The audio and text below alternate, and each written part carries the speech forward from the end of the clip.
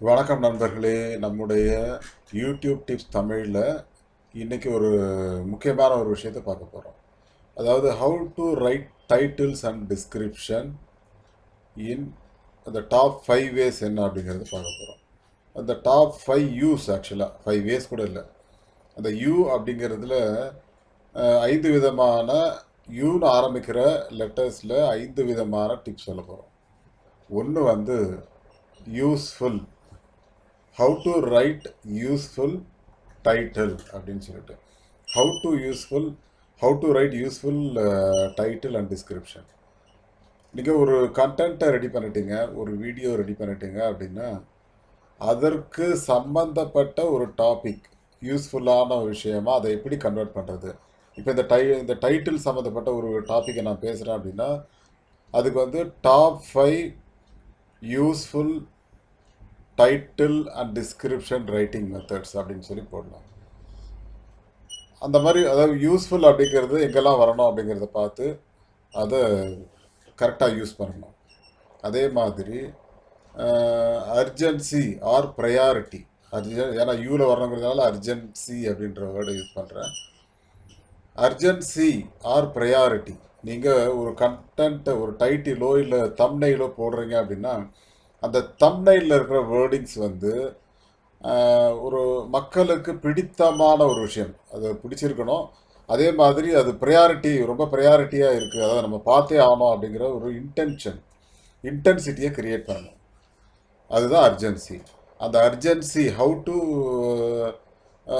Right urgent, இது useful topic, useful top 5 topics அப்படின்னு எழுதுகிறோம் அப்படின்னா அந்த விஷயத்தை மக்கள் வந்து நமக்கு இது தேவைப்படுற ஒரு விஷயம் அப்படின்னு சொல்லி பார்க்கக்கூடிய வகையில் அந்த தம்ப்நெயில் அமையணும். அப்படி அமைஞ்சது அப்படின்னா நிச்சயமாக மக்கள் நிறைய வியூஸ் வரும். அதாவது உங்களோட கண்டென்ட் எப்படி இருக்குது அப்படிங்கிறதெல்லாம் யாரும் பார்க்க மாட்டாங்க. பட் அது நமக்கு யூஸ்ஃபுல்லாக இருக்குமே, இது நம்ம எப்படி டைட்டில் எழுதணுங்கிறத சொல்கிறாங்களே, பார்க்கலாம் அப்படின்னு சொல்லிட்டு உள்ளே வர்றதுக்கான வாய்ப்புகள் இருக்குது. ஸோ இதை தான் வந்து நம்ம அடிக்கடி எடுத்துக்க வேண்டிய ஒரு விஷயமாக இருக்கும். அதே மாதிரி இன்னொரு விஷயம், அதாவது நீங்கள் பண்ணுற ஒவ்வொரு விஷயமும், அதாவது நீங்கள் எழுதுகிற தம்ப்நெயில் ஆகட்டும், டைட்டில் ஆகட்டும், டிஸ்கிரிப்ஷன் ஆகட்டும், ஈவன் டேக் ஆகட்டும், டேக்கில் வந்து காம்படிட்டிவ் கீவேர்ட்ஸை போடணும் அப்படிங்கிறத மறந்துடாதீங்க.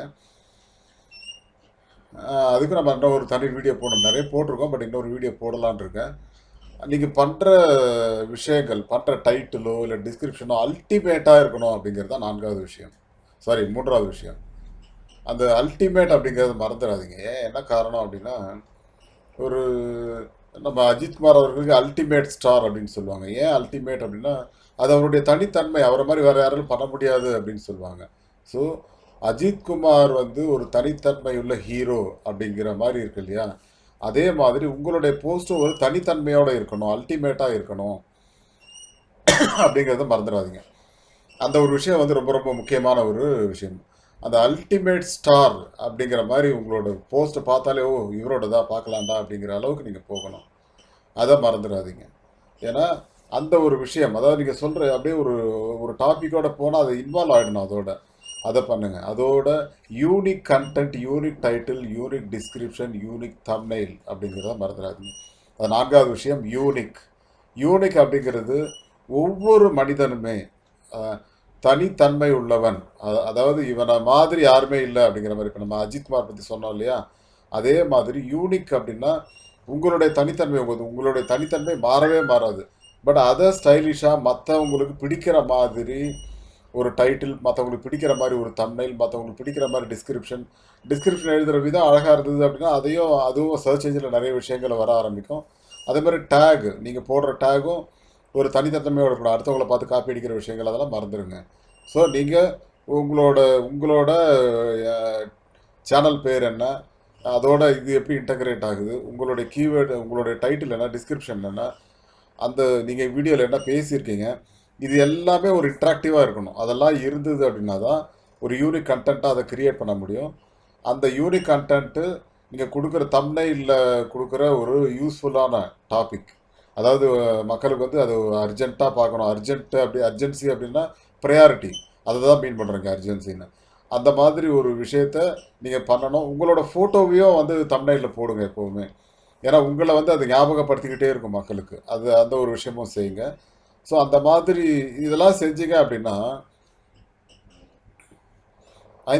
ஐந்தாவதாக ஒரு விஷயம். அதாவது அல்ட்ரா ஸ்பெசிஃபிக் அப்படின்னு சொல்லுவாங்க. அல்ட்ரா ஸ்பெசிஃபிக் அப்படின்னா, ஒரு தீவிரமாக செயல்படுகிற ஒருத்தர். இவரோட வீடியோவை பார்த்தோம் அப்படின்னா, நமக்கு வந்து இம்மீடியட்டாக நிறைய ஐடியாஸ் கிடைக்கும். ஸோ இந்த 5 பற்றி சொல்கிறாரு, என்ன சொல்கிறாரு அப்படிங்கிறத பார்க்கலாம் அப்படின்னு சொல்லி தேடி வந்து பார்க்கக்கூடிய ஒரு சூழலை ஏற்படுத்தக்கூடியது தான் அல்ட்ரா ஸ்பெசிஃபிக்.